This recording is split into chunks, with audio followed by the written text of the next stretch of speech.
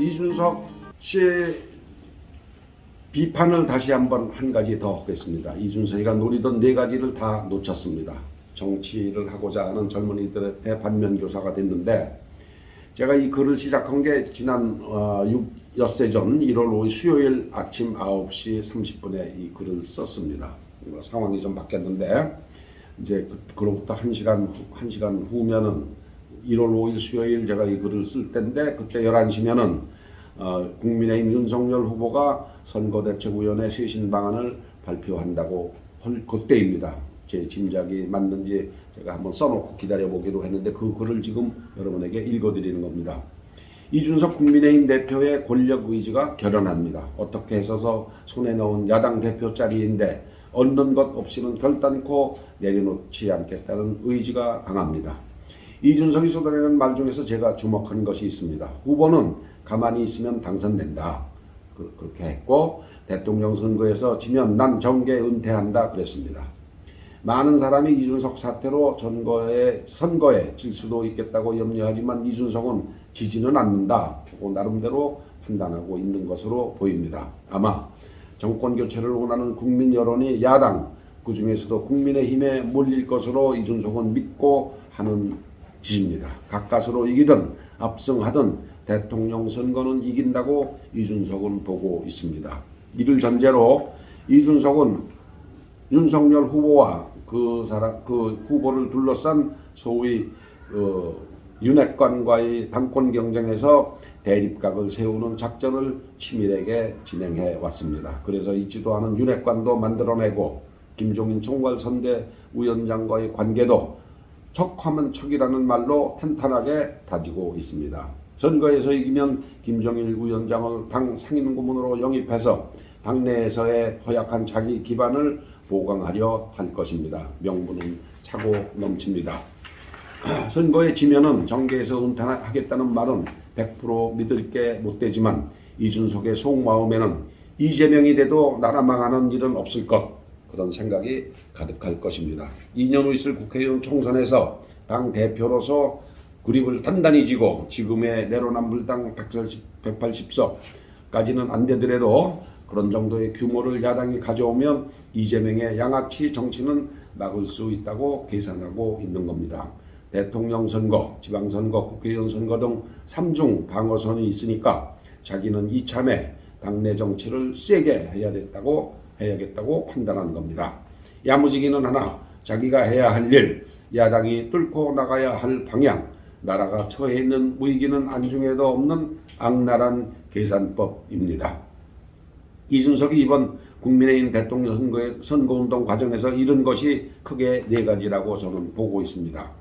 정계 퇴출급의 굵직굵직한 테마입니다. 첫째, 이준석이 잃은 것 첫째, 사회인으로서 가장 중요한 덕목인 인간적 신뢰를 잃었습니다. 술집 여인과 하룻밤, 아니 두 번을 잔 것, 저는 있을 수 있다고 했습니다. 솔직하게 이해도 합니다. 돈도 필요하고 직업상 거절하기도 어려운 처지에 있는 여성과 동침한 것이 무슨 죽을 죄이겠습니까? 문제는 조국처럼 본질을 흐리고 미꾸라지처럼 말장난으로 위기를 빠져나가려고 한 태도에서 인간적 신뢰를 잃었다고 봅니다. 만약에 그래, 고입했다, 잤다, 여자하고 실수였다, 죽을 죄를 지었다, 죄송하다 했으면 그걸 어떻게 하겠습니까? 때려 죽입니까? 아니면 종로거리에서 조리를 놀립니까? 난 검찰에서 부른 적도 없는데 했습니다. 조국이 언제 국민의힘 대표가 되었지 하고 의심할 정도입니다.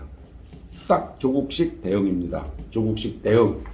조국의 판단입니다. 못된 것은 금방 배우고 있습니다.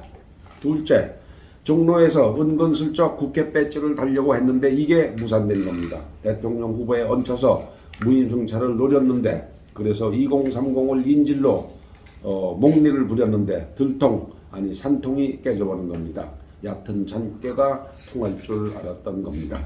셋째, 야당 대표직을 수행하기에는 형편없이 약한 리더십을 김종인 총괄선대위원장을 등에 업고 호가호위하려고 했는데, 그래서 김 위원장과 짝짝꿍을 해놨는데 이 판이 깨졌습니다. 대통령 선거는 간신히 이기고 저도 그만이고, 그래서 모든 것은 후보 책임이라고 미리 대못도 단단히 박아놨지만 그 공으로 그 후 그 공으로 김 위원장을 당 상임고문으로 모셔서 6월에 지방선거, 내후는 2024년에 국회의원 선거에서 막강한 공천권도 행사하고 지역구 아니면 비례표짜리라도 챙기려고 했는데 이 계획이 바위에서 계란판 팽개치듯 왕창 무산된 것입니다. 끝난 겁니다. 또 이준석은 네 번째 2030 세대로부터 외면당했습니다. 젊다는 것 하나가 정치인의 무기가 될 수 없습니다. 정치인의 생명이 아닙니다. 젊다는 것 하나만으로 2030 세대가 이준석을 선택했던 것은 아닙니다. 신선함, 깨끗함, 그리고 공정을 실현하겠다고 국민의힘을 택한 그 사실, 구태를 벗어던지는 결단에 환호했던 것입니다. 이준석은 이것을 착각했습니다. 이준석이 신선합니까? 이준석이 깨끗합니까? 이준석이 공정과 상식을 실현할 의지를 보였습니까? 이준석이 기성 정치인의 구태를 벗어 던졌습니까? 이준석이 국민의힘이 아닌 내로남불당을 택했다면 국민 지지를 얻었겠습니까? 마침 이 글을 쓰고 있는데 지난 화요일 윤석열 국민의힘 후보 기자회견이 시작되었습니다. 1월 5일 수요일 오전 11시입니다.